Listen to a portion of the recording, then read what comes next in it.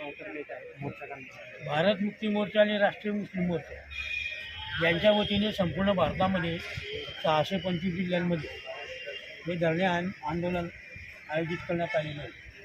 त्याचं कारण असं आहे की गेल्या 50-60 वर्षापासून या देशातील मुसलमान, ख्रिश्चन, बौद्ध, शीख या धार्मिक अल्पसंख्याक लोकांना टार्गेट केलं जातं. यांना मूळ प्रवाहापासून अलग केलं जातं. उदाहरणार्थ मुसलमानांची बावली, लव जिहादाचा प्रकार असेल, वक्फ कायदा असेल, अशा पद्धतीने वेगवेगळ्या पद्धतीने कायदेशीरदृष्ट्यासुद्धा या धार्मिक अल्पसंख्याक लोकांना त्रास देण्याचं काम या ठिकाणी चालू आहे.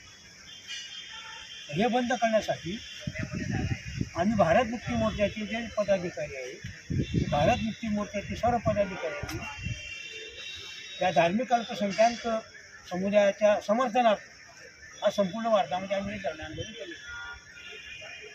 बी जे पी सरकार जे हिंदू मुसलमान करते, त्यांचा मुख्य उद्देश हा मुसलमानांना त्रास देण्याचा नाही.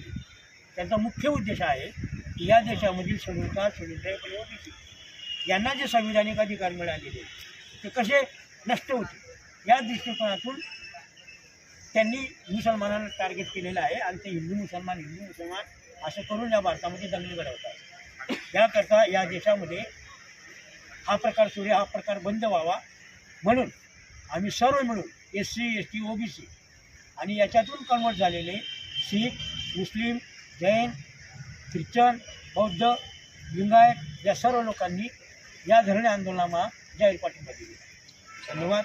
मी सुमित्रा आयरे, राज्य प्रभारी बहुजन मुक्ती पार्टी, महाराष्ट्र राज्य.